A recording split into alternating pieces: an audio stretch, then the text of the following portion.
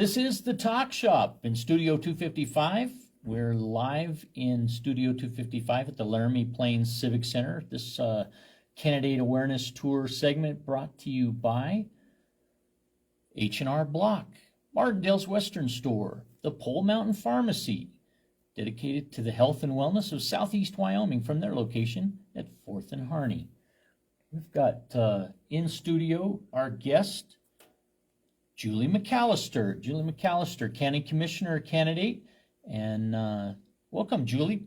Thank you. I'm glad to be here. We have had a few candidates in, but we appreciate the attendance this morning. How's your campaign going? Things are going good. Busy. It's a big county. A lot of people to meet and greet and events to make, but it's going fantastic. Very good. Well, for those that in the audience that are not familiar with you, let us know who you are and a little bit of your background for this candidate. Absolutely. I was not lucky enough to be raised in Wyoming. My parents were both raised in Wyoming. My dad was raised in DuBois. My mom was raised in Riverton. And I was lucky enough to spend almost every single summer of my life as a kid in Riverton and DuBois with my extended family. So when I came home at 19 to the University of Wyoming, I stayed and I wasn't going too far. I ended up in Rock River, where I've been for a little over 2 decades. Got involved in politics a little over a decade ago and been involved since, running for county commissioner this time around, simply because in previous campaigns and things I've been involved with, I had a number of voters and public officials ask me to please consider this as an option and to look into it. And after looking into it, I think it's a great fit and something I can not only excel at, but really please the constituency base with. You mentioned prior political experience. What might that be? I've run for House a number of times, including prior to redistricting. Prior to redistricting, Rock River was involved in a completely different district that was all the way over to Baggs, Sinclair, Encampment, Riverside, Saratoga. Ran a number of years in there, passed a number of different bills. The two that I'm most proud of is the hunting age change bill. My grandson's birthday's in December, and hunting's a very big thing for our family. And he found out he could not hunt the year he turned 12 because he turned 12 on the 9th of December. So we talked, he begged me, and we changed the law to the year you turn 12, not the day you turn 12. And he took a beautiful chocolate black bear that spring. That he was actually 11, but the year he turned 12 within law. The other one is game roadkill. So everyone who picks up roadkill off the side of the road, I was very deeply involved in that and very proud of it. I hit a deer not too many years after coming to Wyoming and was heartbroken I couldn't take the meat. And then it happened again. And I said, well, we got to do something about it. Got it, ran for House after redistricting. Redistricting is always a pretty big challenge. Rock River got completely changed in state and House and back into all county issues. Ran for that. That was fantastic. Got a chance to know some of the voter base, and now for county commissioner. So I think that's probably going to be a better fit. What vision do you have for being county commissioner in Albany County? What would you like to accomplish? The biggest things I would like to accomplish is finding the right balance between being proactive about things like road access and road maintenance without being burdensome and inconvenient. There's a delicate balance there, but there is a lot of roads in this county that need a lot of attention. And after speaking with voters and beginning the campaign, I'm realizing how many voters this is affecting in such a negative way, with certain road closures that have happened and conundrums that have kind of piled into conundrums that are going to be bigger conundrums. Somebody needs to get really proactive and moving on those things to make sure these are not going to be issues for voters. Someone shouldn't have to worry about whether they can move cows down a road. Their families moved cows down for 4 generations. That's not what should be happening. Someone needs to take charge of that and then handle it. The other thing I would really love to see is a good level of community involvement consistently at county commissioner meetings and in county commissioner business. It's very challenging to do, and it's going to take again, proactive work on the base of commissioners to say, hey, no, we want you here, we need you here, please, and be receptive with them. I think that's 2 areas that I could really excel at. Interesting that you bring up attendance by the community to meetings. I just noticed this morning that the county commissioners meeting and the city council meeting for Laramie overlap this week. And it's curious to me. I don't completely understand why that happens. It's long established city council meetings are Tuesday nights in Laramie, and the council hasn't changed those meetings, but it seems county commissioner meetings are at 9:30 in the morning some days and 4 o'clock in the afternoon, work sessions and 6 o'clock meetings, and that's directly conflicts with your goal of having community involvement. What might you do in your first days of an elected office like this? Might you do to resolve that? It's fantastic you brought that up, because that's specifically something I want to address. And I will openly admit, I honestly don't know exactly how and why that happened. And I'm the wrong person to ask on that one.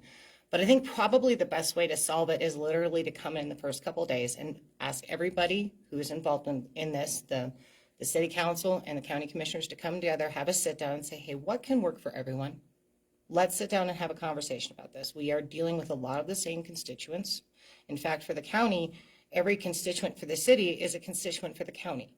So there's a direct conflict there. The county is going to have people come in that wouldn't be involved in city issues, but the city's not going to have that. So we need to sit down, figure out what works best, be willing to come each other's way, and have that as a beginning opening dialogue.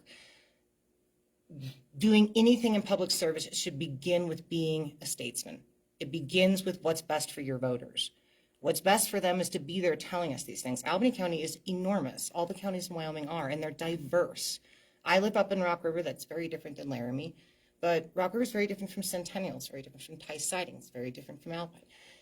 This is something I deeply respect. But I'm not going to be able to make the right decisions if I don't have the community coming and giving me that information and being receptive to it. So we need to begin it with an open conversation. I appreciate that. The opportunity is certainly ahead, and obviously I haven't made that inquiry at a meeting. I'll try to do so tomorrow during the county commissioners meeting. But it's impossible as a media entity to cover both, given that overlap causes great problems with a small staff. Where would you like government to be in people's lives as a county commissioner? I'm going to give you an idealistic answer, but I mean it. Where they need it. That's your number one function, is basic public services without meddling. And I mean meddling. I don't appreciate it, I don't like it, and I've never really met anyone in Wyoming who does. Your number one job is county roads, making sure people have access, making sure they have the proper things they need, doing everything in your power to keep property taxes down, because goodness knows we've all seen a nice blow up on that, and we all need to work together to allocate things properly. But we need to keep our distance and stay in our lane. It doesn't do anyone any good, especially in a community in a county like Albany and Wyoming, excuse my mispronunciation there, to meddle and things get over involved. But it does every bit of good to make sure road access is taken care of. They're open and available, and things that the residents should not have to worry about, they don't. That's a fine line, and another area where community involvement is key. You have to keep your ears open. You have to be willing to listen, learn, and be receptive. How do you feel the current county commission group represents Albany County? I do believe it would be probably a bit more representative with 2 conservatives and possibly a Democrat, as opposed to 2 Democrats and a conservative. It's a very big county, and if you look at it through size-wise, it pretty easily is going to be much more conservative. But you have a lot of constituents with more of a liberal set of interests and concerns for their county, and they need to be represented as well, and I respect that. But at the same time, that can be just as well received from a commissioner who will keep their ears open. For a commissioner who will understand that each set of circumstance, a good example of this would be subdivisions. Each subdivision is going to have a different interest. It's going to be specific to that area and specific to that subdivision. So you have to be receptive. You need to listen. You need the community to come in and inform you. So I do believe it'd be better represented with 2 conservatives and, possibly a liberal. But I think it's really important that whoever it is extremely receptive. A lot of talk and conversation surround green energy in this day and age. How are you with respect to the wind turbine projects that have already existed and those projects that are pending to be built in Albany County? I'm going to speak specifically to the ones up by Rock River because I have the greatest knowledge of those. The ones outside of Rock River, I'm going to have less knowledge of, and I'll openly admit those are areas that I would love to learn more about from voters. I have seen a definite improvement in the planning for road conditions. Most of these are wide, long loads. They can't make the turns on a 2-lane highway. It doesn't seem like much big a deal until you hunt every day like I do during a lot of the year. Come around a blind corner and there's a gigantic semi blocking the entire roadway. 10 years ago, that happened all the time after they did a road project. Now this is a much less frequent occurrence. They're widening the turns and the roadways, planning ahead in a much more effective logistical format. That I'm happy to see. I don't much appreciate the influx of the boom to construct them, and then there's only a few jobs. Wyoming's fairly adapt to that, so I'm not necessarily against it either, but my biggest question boils down to why don't we own a single transmission line? I don't quite understand why no one's pushed that on any level, and I've hunted around to see if anyone's really nagged on it. I can't really find any. So if anyone has or knows anything, please tell me. I would love to know, because that's a pretty serious question. That's a sustainable income that the power companies are having, and I'm not quite sure how that's being agreed upon at the beginning over and over and over again, because I know other states don't allow it. So I'm a bit curious on that one. I also do respect a lot of people don't particularly care for the visual. One of my very best friends, who I call my adopted dad, absolutely hates them. And so we have a bit of a good time teasing over that. But I do respect his opinion. And over the years, I've come to be receptive to that and realize that as the new ones get put up, they can be a bit of an eyesore. So I think that's another area that you need to keep your ears open. Have you visited with voters who mention anything with respect to a lack of notice, a lack of due process being committed to by these building entities, developers of this? Have you heard comments regarding that? And if so, or if not, comment on that if you would. Yes, I have. And very specifically, the newest one that's just being worked on at this time in Rock River did a good job of community notice. The community prior had complained pretty deeply, and a lot of it relating to some of the things I'm saying. They didn't mind them being put up. They appreciated the boom in industry, but they didn't like coming around a corner and having a road blocked or having things shut off every single day waiting for trucks to come in. Things that inconvenienced them. They wanted more notice. They wanted more input. The most current one seems to have mitigated a lot of that. And that's something that can easily be planned for in the vetting process, directly to a commissioner saying, look, you need to make sure that you are talking to this community. So we're going to let you know right now, you need to have meetings, you need to advertise them, and you need to talk to them and tell them what's going on and be receptive. But that's kind of a basic logical way to do these things. Once a wind turbine's up, everyone's going to look at it for an awful long time. So you might want to ask their opinion on it. Does current Albany County government represent you well? No. Personally? No, it does not. I will honestly say it does not. I am more conservative than the current representation. And along your conservative viewpoints, what are your top 3 greatest concerns? As far as conservative viewpoints go, I'm to specifically go on those because my top number 1 concerns are going to be that community involvement. It's not necessarily a conservative viewpoint, but that's going to be out there. But I appreciate the CARES money that came in and how the county spent it. I think we've done a good job on how we allocated things. But just because there's money available doesn't mean that things need to be raised over a long period of time without asking very hard questions. If you're increasing a cost, and that cost is going to be increased for 20 years, you need to ask 20 years worth of questions. And if you don't have 20 years worth of answers, it's a no. That's not going to be good for the county. It might make everyone happy right now. Great, wonderful. What about 5 years from now? And that is exactly the kind of questions we need to be asking and what we need to be thinking about. Another area that I don't particularly care for is the amount of denials on subdivisions.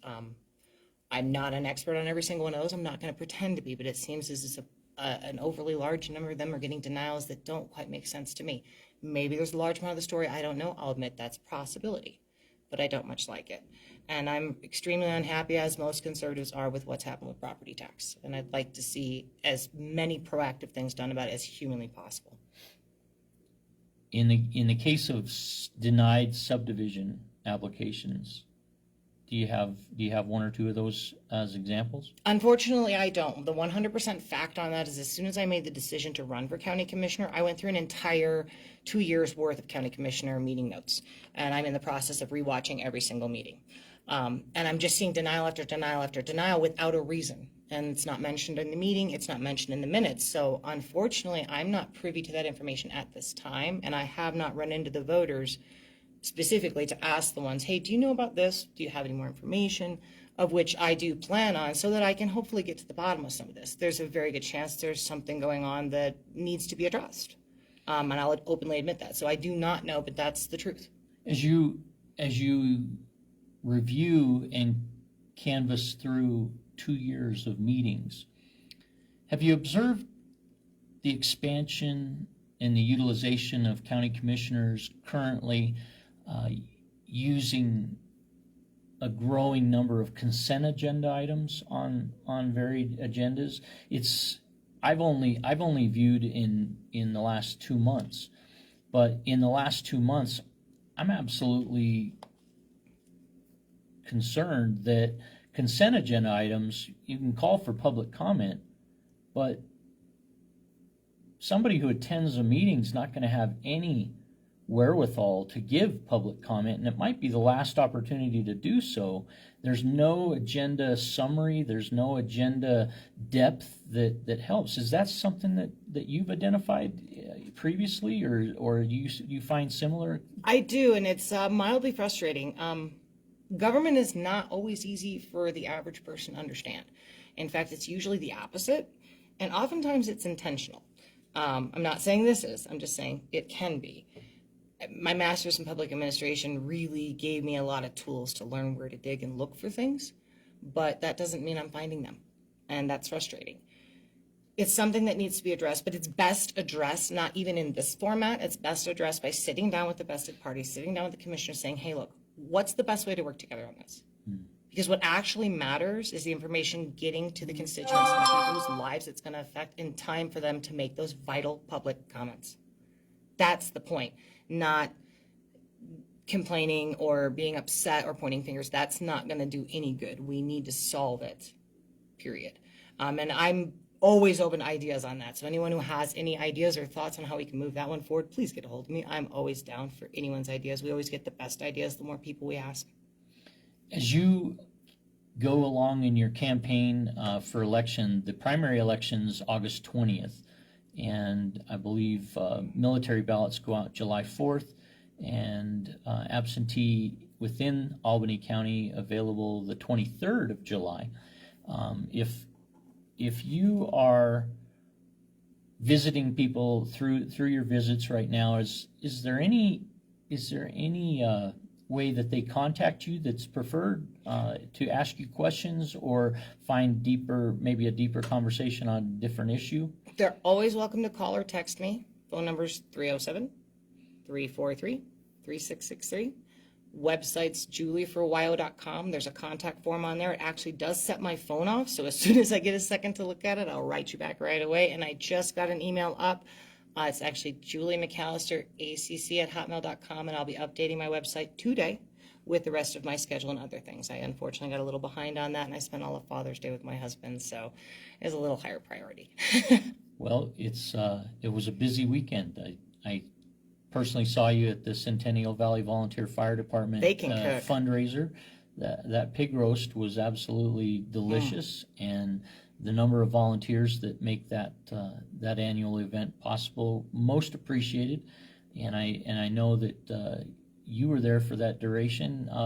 What were some of the comments that were unique to that day's touch with you in the community? What did you learn specifically from that?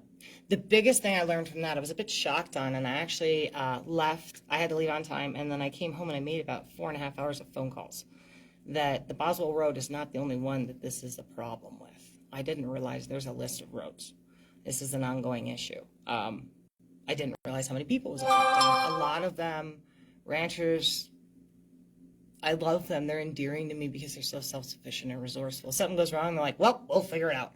I just adore them, but they shouldn't have to. That's not the point. If their family has moved cows down this road for 4 generations, this is something that should be handled properly and not let to go.